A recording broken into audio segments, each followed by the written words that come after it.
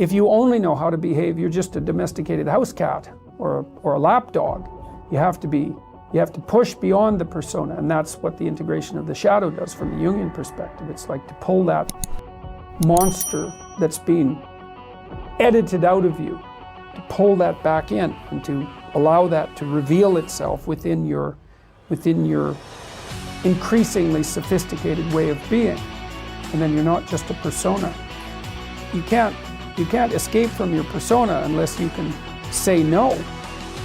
Like here's an example from popular culture. In the Harry Potter series, Harry Potter's obviously the hero of the story. He's touched by malevolence, right? The only reason he can stand up against evil is because there's some evil in him that he's incorporated, essentially. Well, that's exactly right. The persona, if you're a persona, then you're an obedient citizen. But the problem with being an obedient citizen is that if the society tells you to march the Jews off to the death camp, for example, and you're obedient, then that's what you'll do. And it isn't like society is civilized and all of a sudden you're performing some act of atrocity. That isn't how it works. It's like you're obedient citizen and then you're asked to violate your conscience a little bit. Yeah. And you have to, because you don't have anything other than that persona.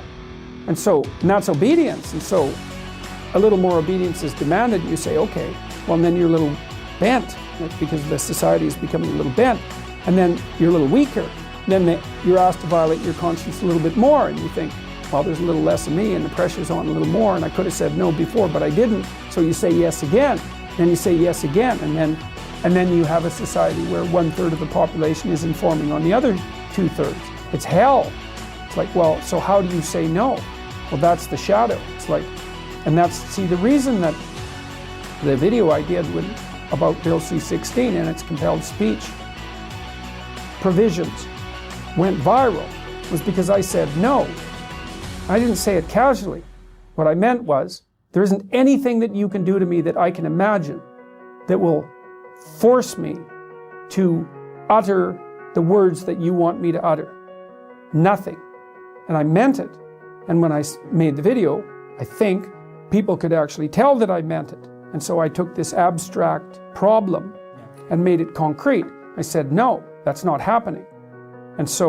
And that's part of the incorporation of the shadow. But in this regard, the shadow is actually benevolent, not malevolent. Well, once it's incorporated. Yeah, well, that's the thing. Yeah. And I don't know what to make of that in its entirety, because it sort of means that it means something like, because one of the old metaphysical problems is, why would God allow evil into the world? I think, well, maybe God didn't allow evil into the world. Maybe God allowed the possibility of evil into the world. That's different. And maybe the world with the possibility of evil is actually a better world than the world without the possibility of evil. It's something like that, in that maybe a man is better when he's a dangerous man who's being good than he would be if he was just a good man who wasn't capable of being dangerous. And I believe that, because the best men that I've ever met are very dangerous men. You don't mess with them. So, and you know that as soon as you meet. Can a person who doesn't have the option to be evil be good? And I would say no. So maybe that's the reason that, metaphysically speaking, and I don't know where you are when you're speaking metaphysically exactly, but the question of why is there evil in the world is a constant question. It's like, it's possible that without the possibility of evil, there cannot be good. Good requires the possibility of evil. And maybe good is so good that the fact that it requires the possibility of evil is acceptable. Maybe it's even desirable. You kind of end up on the edge of your knowledge when talking about such things. But it seems to me to be right. Yeah. And it seems to me be right in a lived sense. I met Jocko Willink. He's a good example. I mean, Willink was the commander in Ramada, I think. And, you can say what you want about American military involvement. It has nothing to do with that. Really, not at this level of analysis. He's a tough guy. He's a tough guy. He told me quite straightforwardly that he was one of those kids that as an adolescent could have gone either way, right? Yeah. He could have been a highly successful street criminal. Yeah, probably. Right, but probably. Well, you can see it. But he decided not to do that. And, he's very, I would say he was a SEAL, right? Mm-hmm, that's right. And he's psychophysiologically intimidating. He's a big guy. You can tell he knows how to use it, and you can tell he used it. Yeah. But as far as I can tell, he's a good person.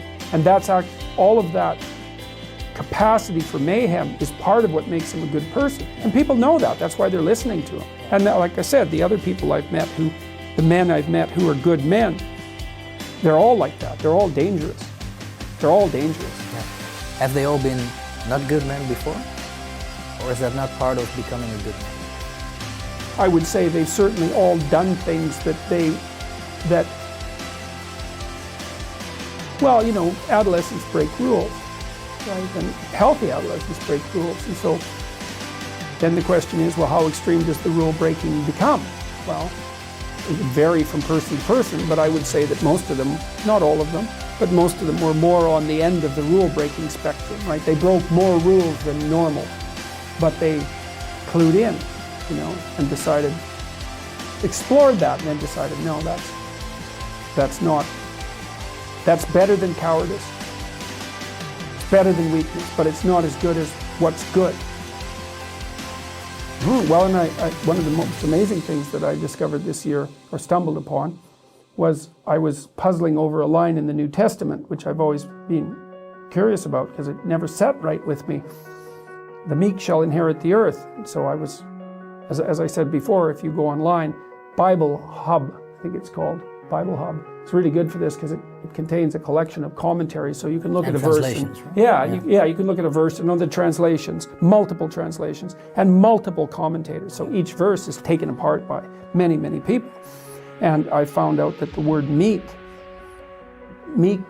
either doesn't mean now what it meant when people first translated the text, or it was a mistranslation, either way. But because meek sounds like powerless and harmless, it's something like that, right? But what meek actually means, it's the derivation of a word, it's the translation of a word that meant something more like those who have swords and know how to use them but keep them sheathed. I thought, oh yes, that's exactly it. The world, those who have swords and know how to use them but choose to keep them sheathed will inherit the world. It's like, yes, exactly right, exactly right.